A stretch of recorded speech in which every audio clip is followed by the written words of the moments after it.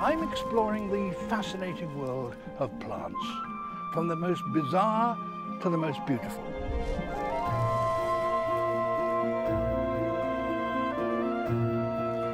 I will be using today's latest technology to reveal a whole new dimension in the lives of plants. I'll trace them from their beginnings on land to their vital place in nature today.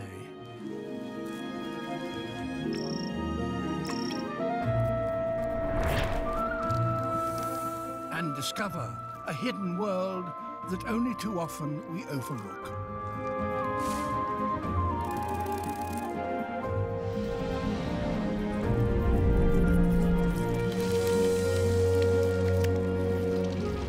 We will move from our timescale to theirs.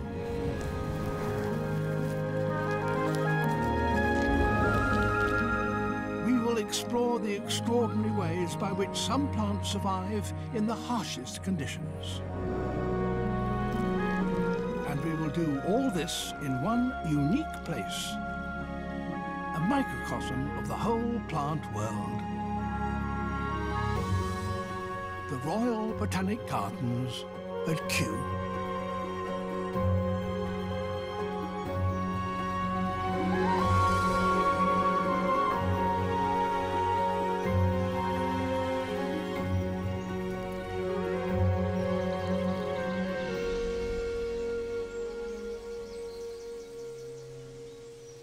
I've seen plants growing in their natural habitats all over the world, but here in Kew, it's possible to examine them in a way that is impossible in the wild.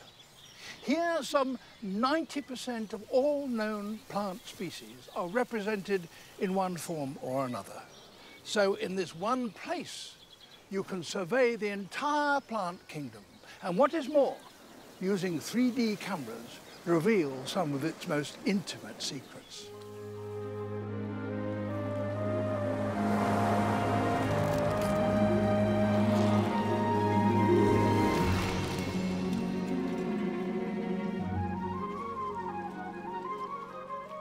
Plants flourish most dramatically in places where there is a lot of warmth and a lot of water, the wet zone.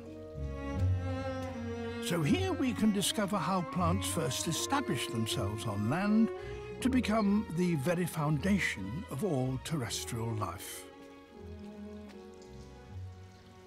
Rainforests occupy only about 2% of the world's land surface, but they contain over 50% of the world's species. And many of these wet zone plants have extraordinary survival strategies, and to study them, Kew has built a rainforest here on the banks of the Thames.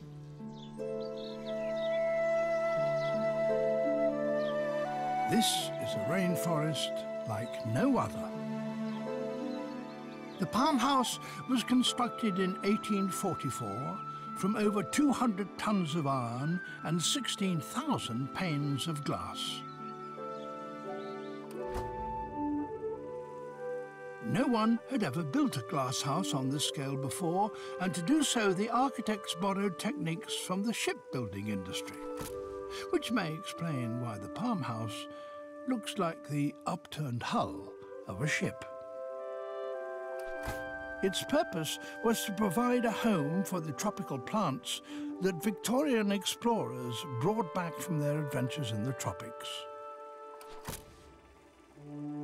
It was an engineering wonder of the age. And it is still a botanical wonder.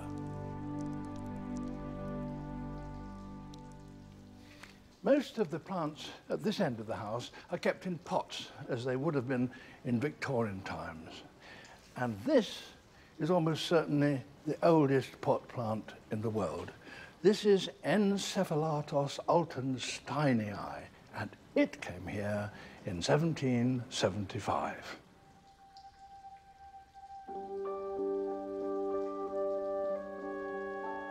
Altensteinii has since been joined by a multitude of other wet zone plants.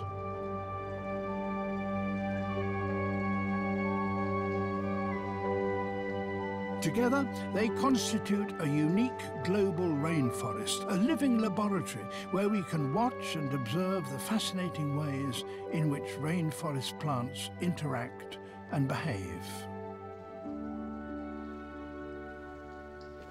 Conditions in this glasshouse are near perfect for wet zone plants. It's warm, it's humid, there's plenty of light, and as a consequence, plants grow very rapidly and all through the year.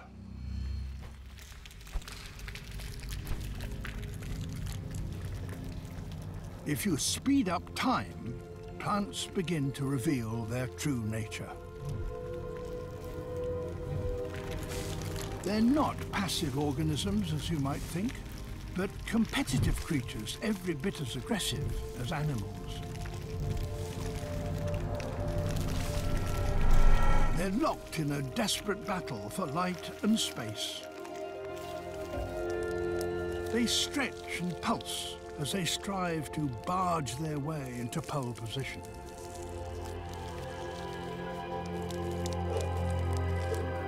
Creepers and vines reach around for the branch or stem of another plant on which to hitch a ride.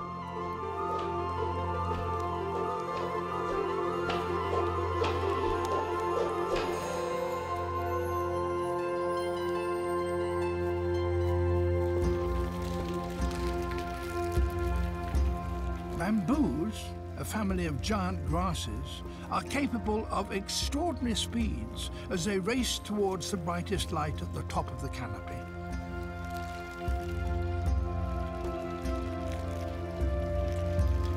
They're the fastest growing of all plants.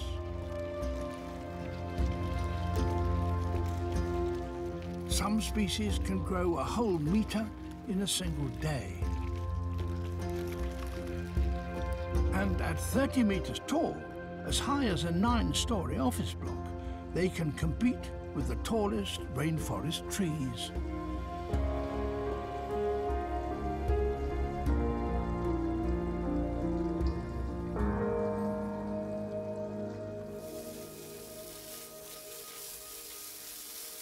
The one resource wet zone plants don't need to fight for is water.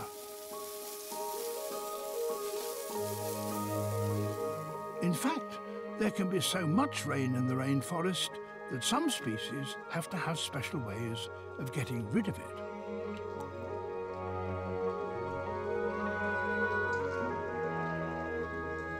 This is the taro plant, and it has the most extraordinary leaves.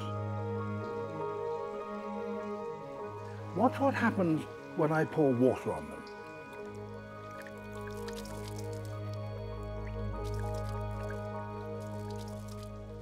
The water rolls, leaving the leaf behind almost dry. And that's because the leaf is covered with very, very tiny microscopic structures which hold aloft the droplets of water. And as a consequence, only about 2% of water touches the actual leaf surface itself. And as the droplets roll away, they carry with them the dirt and bacteria. So in effect, these leaves are self-cleaning.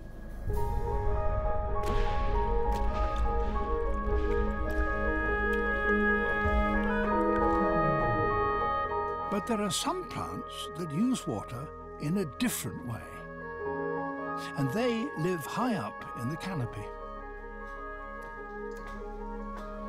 A tank bromeliad, a plant that is dispensed with the need of growing in the soil on the ground and instead attaches itself to branches up here in the canopy where there's plenty of light.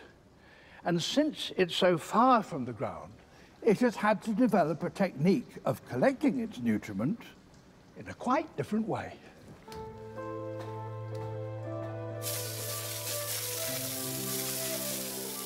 They collect some of the rain that every day drenches the South American rainforest where they live.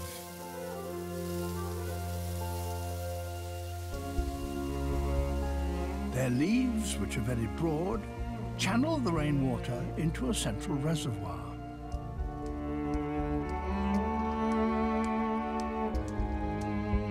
At their base, the leaves are so tightly pressed together that the tank they create is watertight.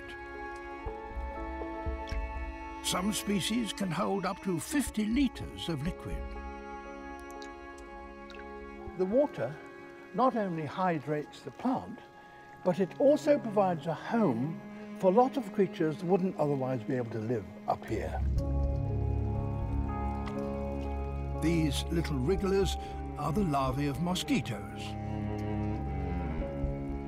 In the wild, there are lots of different creatures that can be found in these little pools.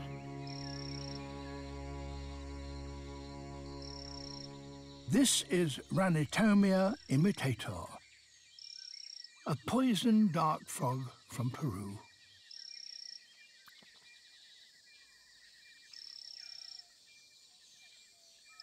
It's the size of a thumbnail, and the only monogamous amphibian in the world.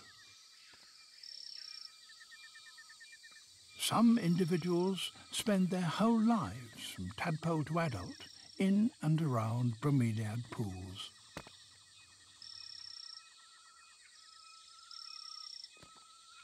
And high in the canopy, such a pool provides an excellent home.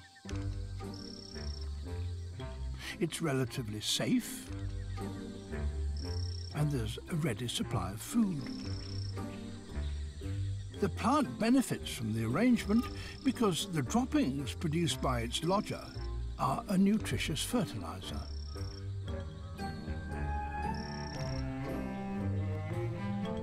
Bromeliads and the frogs that live in them are only one example of the complex relationships that abound in the rainforests.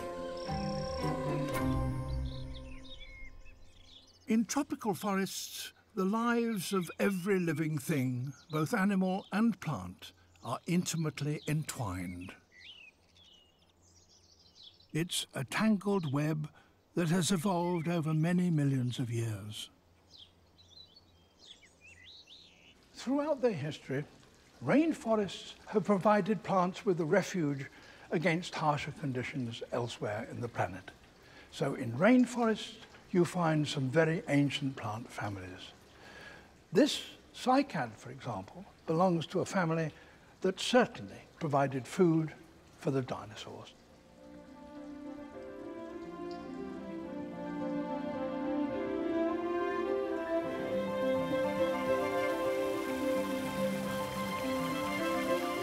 But the rainforest is such a rich environment that plants from all stages in their history can still be found here.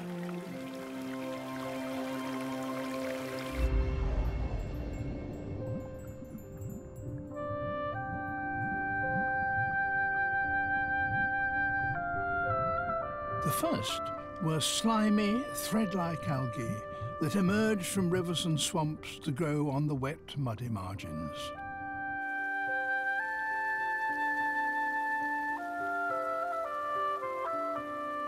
"40 million years or so later, some developed watertight coverings that enabled them to move onto drier, though still moist, land.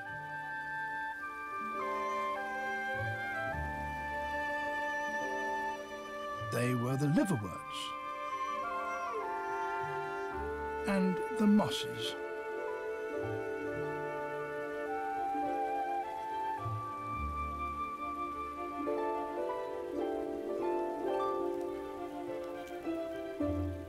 Later still, some of the descendants of those plants stiffened their stems so that they were able to stand upright as they reached up towards the light. They were the ferns and horsetails.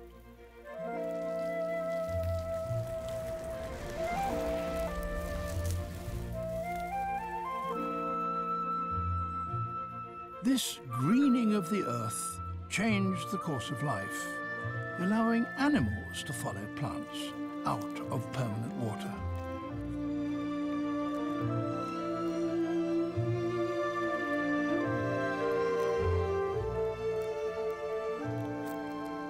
As they spread across the land, the plants pumped out oxygen from their leaves.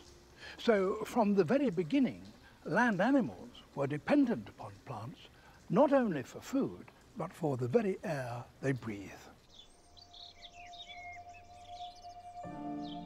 A major difficulty for plants in their new environment was reproduction. If they were to produce fertile seeds, pollen from one had to reach and fertilize the ova, the eggs of another. Conifers, pines, yews and firs then, as now, used wind.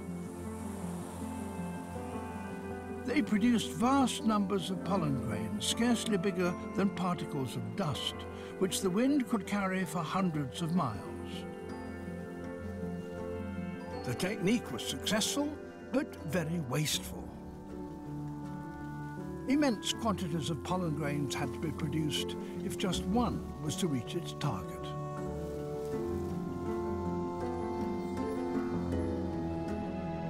But then, about 140 million years ago, some developed a much more efficient way of doing that.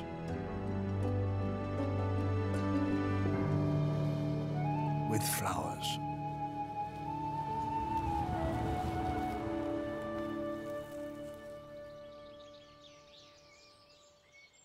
How this happened was, for a long time, a total mystery to scientists, including one of the greatest.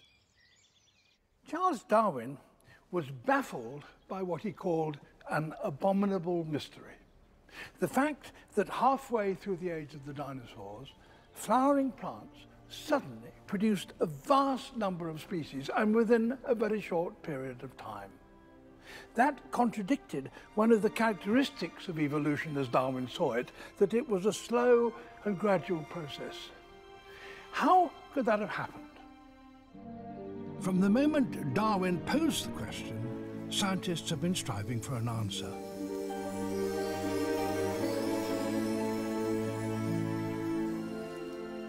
Recent fossil discoveries and modern DNA analysis of species present and past have transformed our understanding of this fascinating period. Using that information, scientists with work pioneered here in Kew have been able to construct the ancestral tree of the whole of plant life.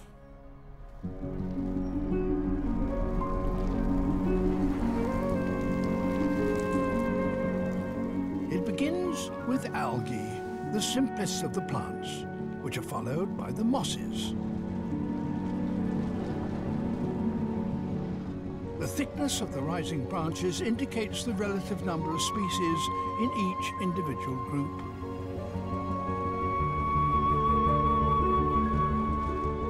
For the first half of the plant's evolutionary history, all the branches of plant life flourished roughly equally.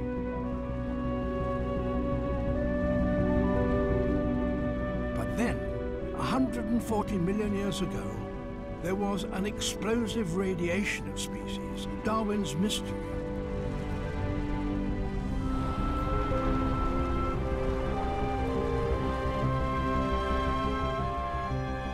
These were the angiosperms, flowering plants.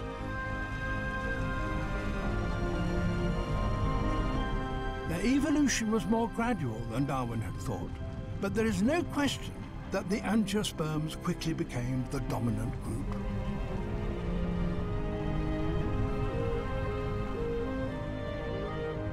They diversified into a huge range of species, which have occupied almost every known habitat on Earth. But what happened to stimulate this dramatic radiation? There was a happy coincidence of two events. The first was a doubling in the genetic material of plants, allowing them to evolve more quickly when their environment changed. The second was one such change, the development of a unique relationship between plants and animals.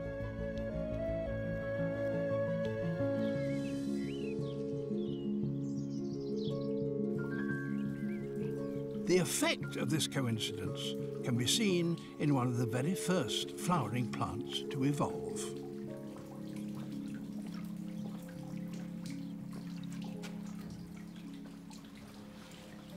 This is the water lily house, the hottest and most humid environment in Kew. It was built in 1852 to accommodate the latest botanical discovery, the giant Amazon water lily. Now it's February and the pond is almost bare, but in a few weeks, exotic water lilies of all kinds will be sprouting.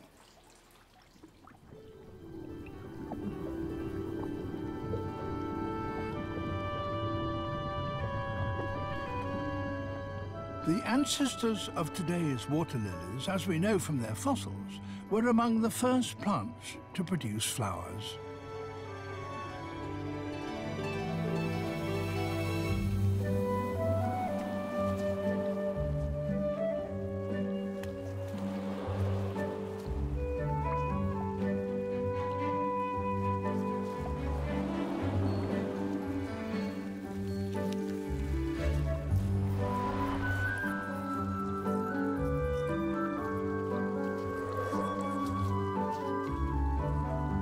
Bright petals, modified leaves, were an advertisement to flying insects. They signalled the presence of highly nutritious pollen. The shape of the flower worked like a primitive trap, forcing the insects to stumble about and bump into the plant's reproductive structures. In doing so, the insects transferred onto the water lily pollen which they had accidentally collected on earlier visits to other flowers. So now plants could trick insects into transporting their pollen directly from one plant to another with a door-to-door service. The flower of the giant Amazon water lily can close totally, holding the insects captive for several hours, thus making absolutely sure that pollination occurs.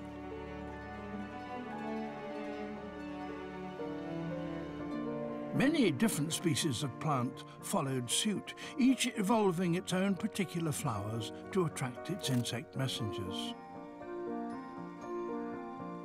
Competition for their services drove the plants to diversify. Insects favoured petals that were brighter, scent that was more perfumed, and flowers that had the sweetest nectar.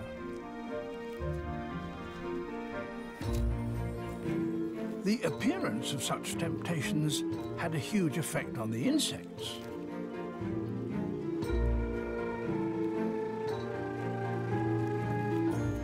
They too began to diversify. A multitude of forms could better harness the potential of the numerous species of flower.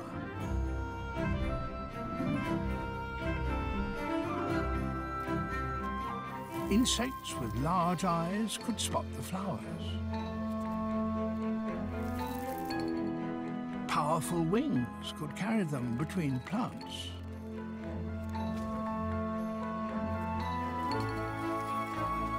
And complex mouthparts could delve into the deepest nectary.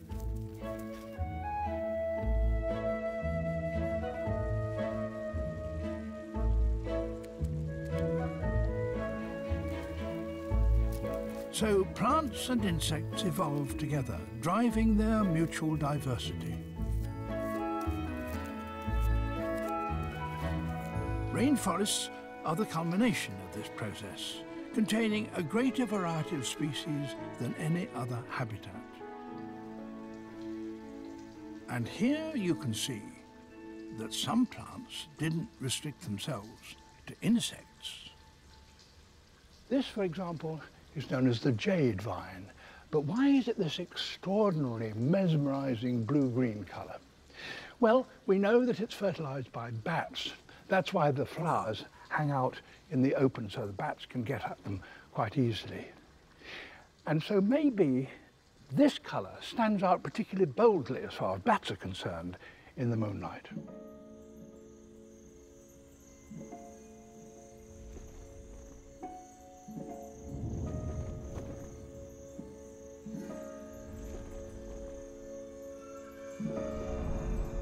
When the bat arrives, it sticks its head into the flower to get at the honey, and as it does so and presses there. Out from this hook come the stamens and dab pollen on its back. So when the bat goes away, it takes the pollen to another flower. Each and every species of flowering plant has its own unique evolutionary story that's closely coupled with the animals that pollinate it. But one family of flowering plant has developed this relationship in more complex ways than any other, and in doing so has become the most numerous and diverse on the planet. There are an estimated 25,000 species of orchid.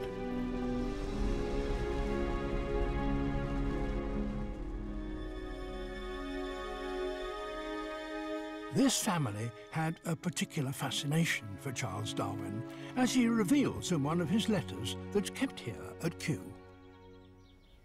He says, "I have been extremely much interested with Catasetum, that's an orchid, and indeed with many exotic orchids. Orchids have interested me as much as almost anything in my life." Charles Darwin. One species of these amazing plants can be found growing outside in the grounds of Kew.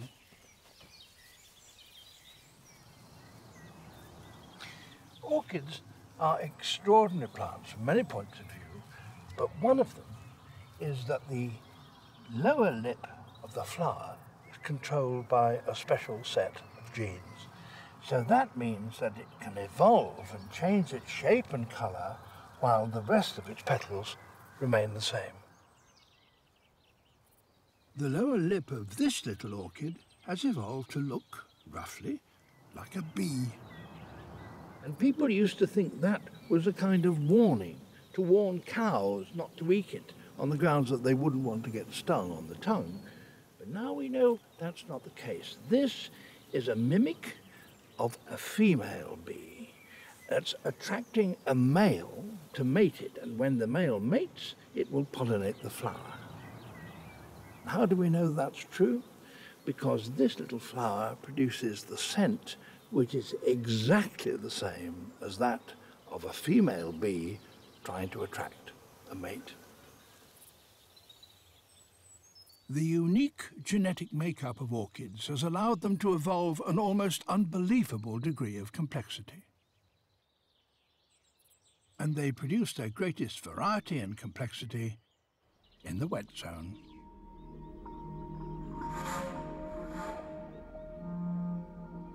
At Kew, they're cultivated inside the Princess of Wales Conservatory.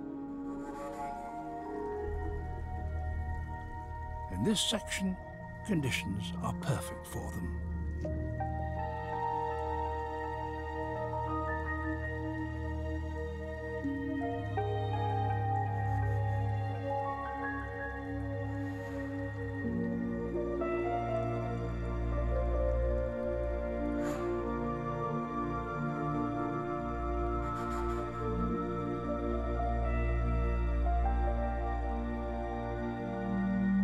Each orchid species has its own characteristic form and colour.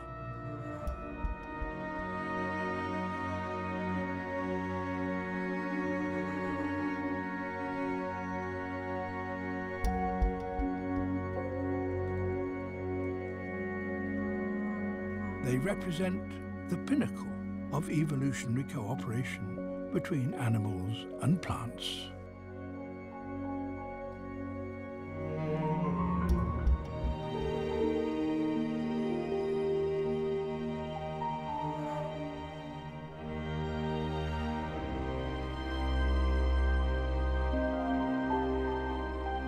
In their most extreme form, the relationship for the plant is an exclusive one. Only one species of insect will have the right equipment to claim the plant's nectar.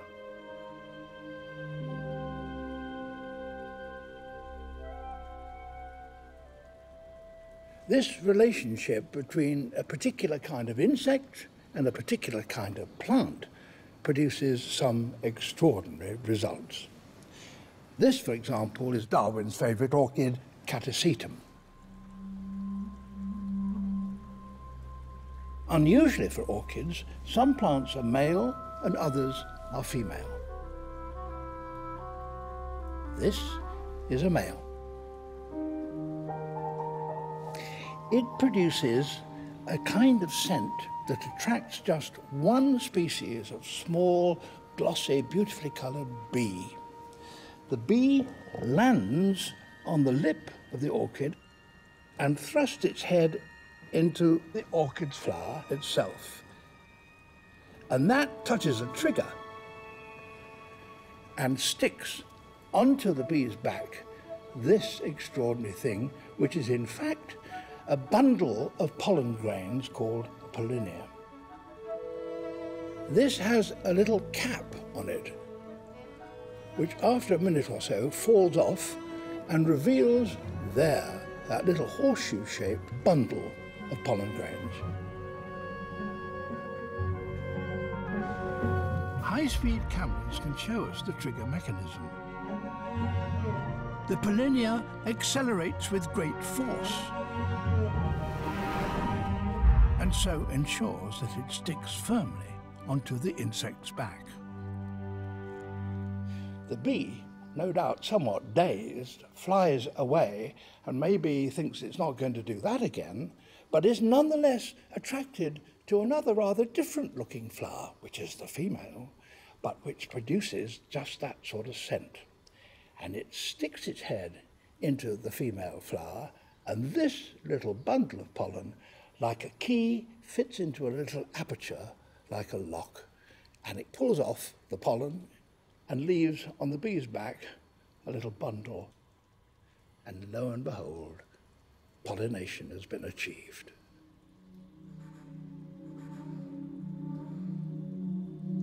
It's hard to imagine how evolution produced such a complex pollination mechanism.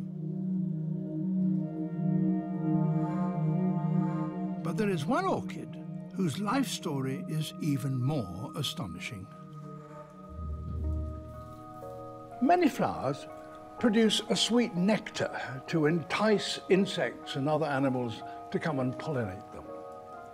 But this orchid from Madagascar, the comet orchid, carries its nectar at the end of extremely long spurs from the back of its flower.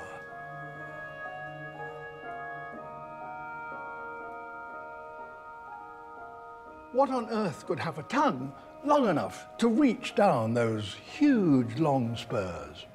Charles Darwin, who studied the fertilization of orchids, decided it could only be a moth, but nobody had ever seen it, until some years after his death, he was proved right.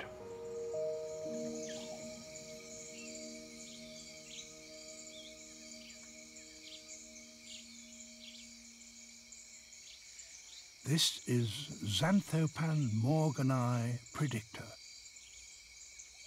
Morgan's predicted sphinx moth.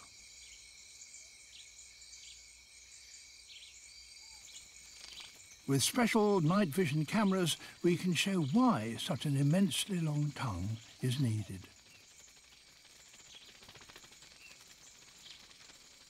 It's 1/3 of a metre long.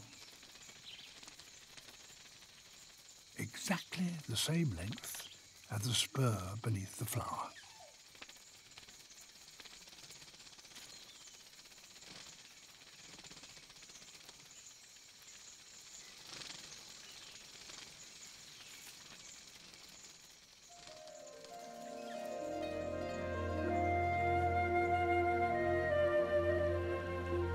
The relationship between orchids and their insect pollinators is certainly very intimate, but the connection between these passion flowers and butterflies is even more complex.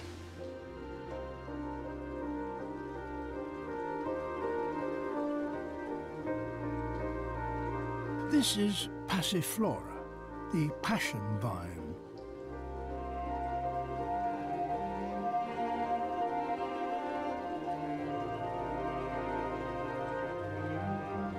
Like orchids, its brightly coloured displays attract pollinators.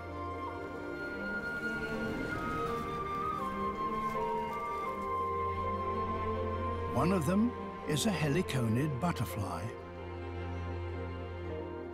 But this relationship between an insect and a plant is no straightforward trade-off. Passion vine and butterfly have been engaged in an ongoing game of one-upmanship for many millions of years. The butterfly doesn't just want nectar.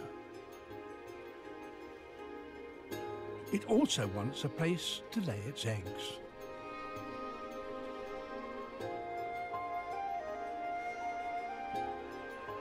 A place where its caterpillars will have something good to eat immediately nearby. Passion flower leaves.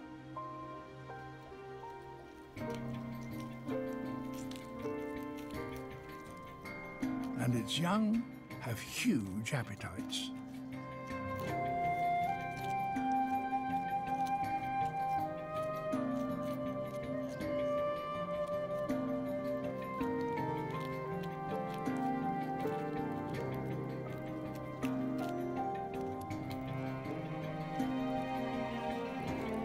But some passion vines have fought back. They have evolved a way to protect themselves. Poison in their leaves.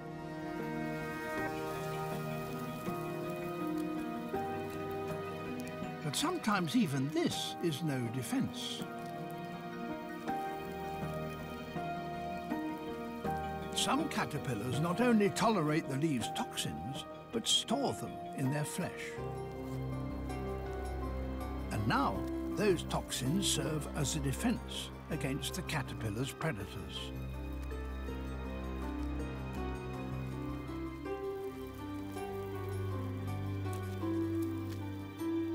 And the story doesn't even end here. The passion vine has evolved a second line of defense. This one has leaves that give the impression of being a swarm of butterflies. By mimicking the real ones, it may be suggesting that there is no perching room for others.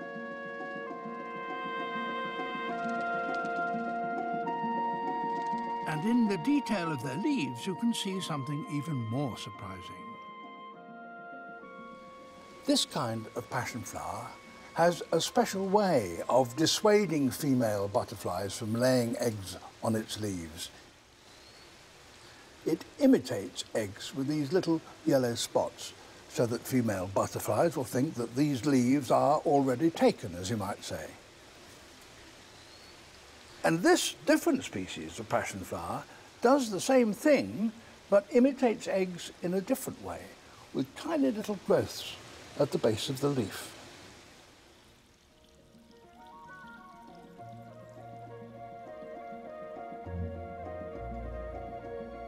The passion flower's tactics illustrate some of the complex ways by which plants dissuade animals from eating them. But some wet zone species have turned the tables.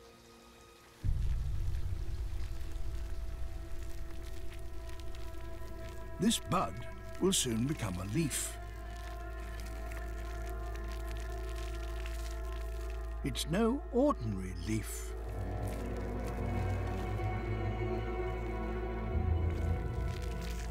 It has a special, altogether more sinister purpose.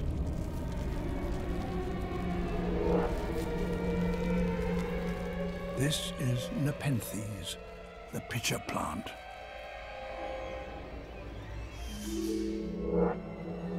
It grows in nutrient-poor soils, so has to find nitrogen and minerals in another way.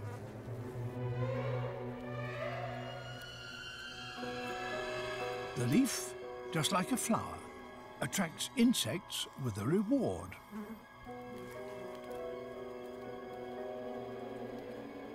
The pitcher is coloured and scented to appeal to flies looking for a meal of rotting flesh.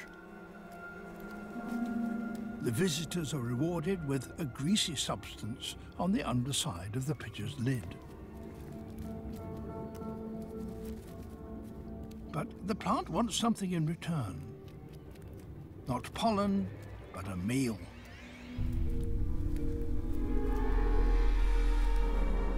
The lip of the pitcher is covered in tiny, slippery ridges.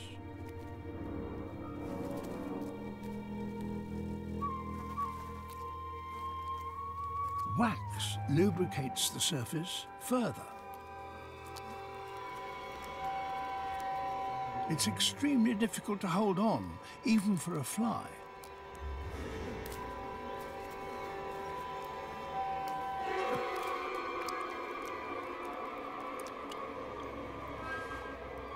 Once inside, there's no escape.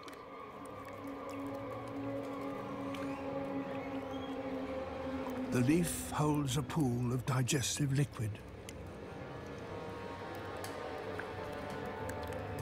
This contains microscopic elastic filaments which give it the properties of quicksand.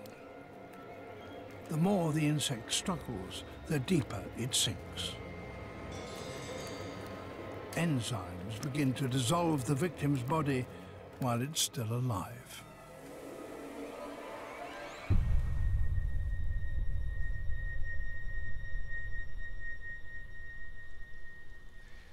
Some pitchers aren't content with just insects. This one eats mice. The mice come along, perhaps attracted by the sweet nectar on the lip.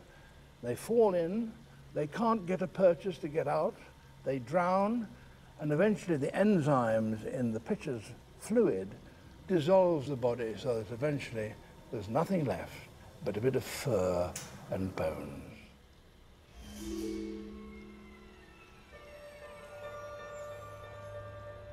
This pitcher is called Nepenthes lowii.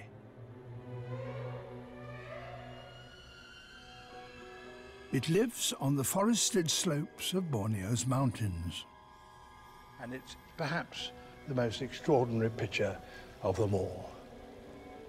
The evidence is that it too attracts small mammals. It secretes a sort of nectar from the underside of the lid there.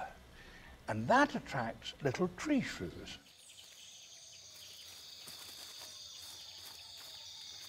This engaging little animal is Tupaia montana, the mountain tree shrew. It feeds on fruit and any insects it can find. It also visits pitcher plants.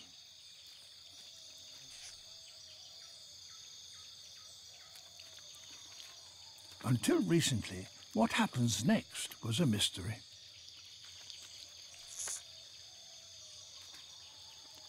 This footage seems to show that the animal has found a way of evading the slippery death trap. What is more, it's feeding on the underside of the pitcher's lid.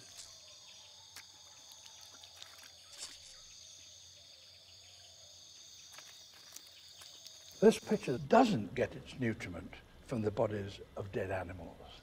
It's got another way of sustaining itself. The tree shrews come to lick it, and when they do, their rear end is directly over the pitcher so that their droppings fall into it.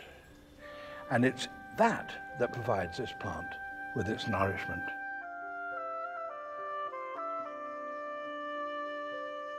It's even been suggested that that nectar contains a laxative to persuade the tree shrew to do just that.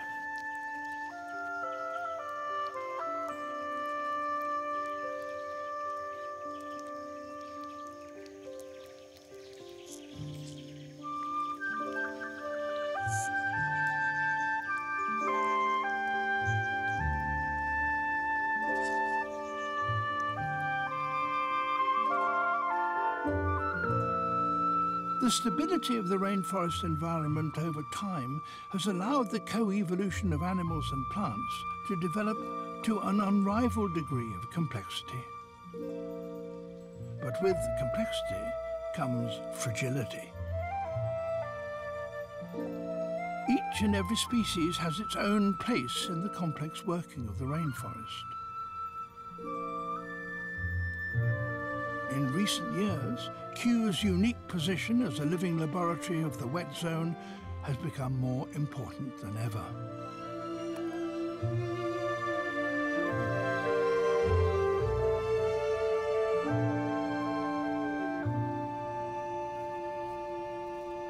These days, Kew's role extends far beyond these 300 acres. And here people are working to rescue extremely rare plants from total extinction.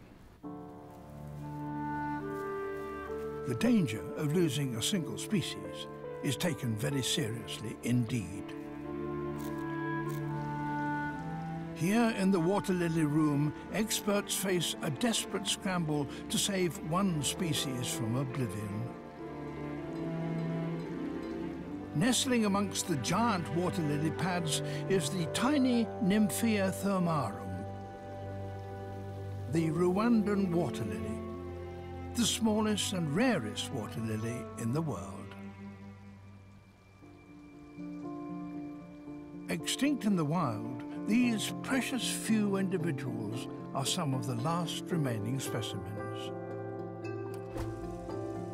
These photographs show its only known native habitat as it was over 20 years ago, a hot spring in Rwanda. It was destroyed just recently when locals redirected its waters to supply a laundry. A single specimen was brought back to Europe, but the species remained on the brink. Its seeds would germinate, but the seedlings always died. Then some seeds were given to this man at Kew, Carlos Magdalena. Known in Spain as the plant messiah, Carlos is famous for his great skill in rescuing endangered species. But even Carlos nearly met his match with this tiny plant. I tested many different seedlings. Nothing seemed to work. Well, that meant that the species was about to disappear forever. Exactly, and that was very worrying for me. So I started becoming a little bit obsessed with it. Yes, I mean, it's just a bit stressing, isn't it? To know that something that you can do or not make a difference to a species.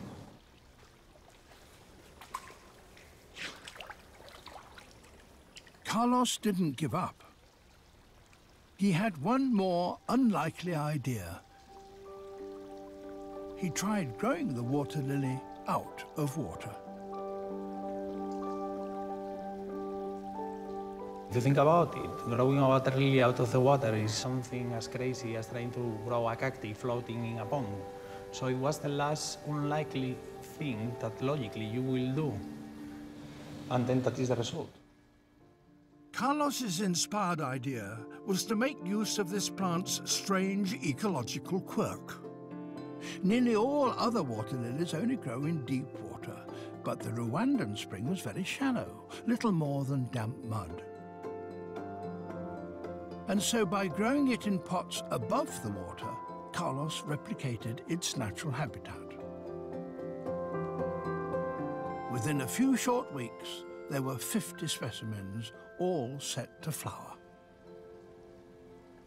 So this is a crucial moment, because if this works, and it's clearly going to, you have in fact yourself saved a species. If I didn't have this crazy idea, the whole species will be gone forever.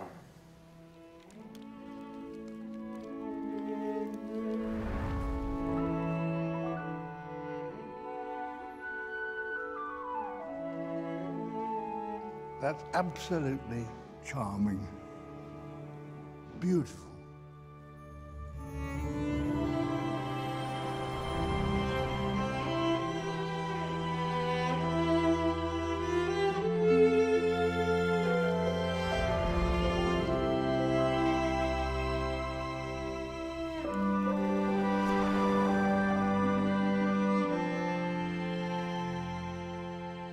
in an environment with so many species and so many spectacular ones, it might seem odd to spend so much trouble in trying to save just one comparatively inconspicuous one. But the relationships within the rainforest are so complex and so extensive that the loss of just one can have a whole series of unpredictable consequences. The loss of a plant can mean the loss of an insect.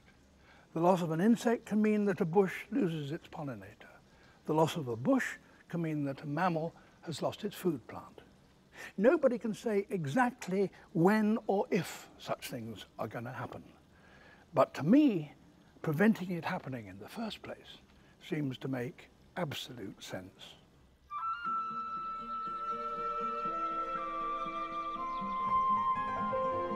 The story of plants spreads well beyond the wet zone. They have evolved to occupy almost every environment on the planet. They survive in regions of constant change.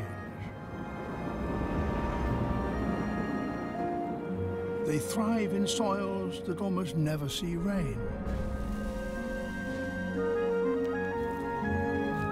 And as we will discover, they do much of their living in ways that go almost entirely undetected by us.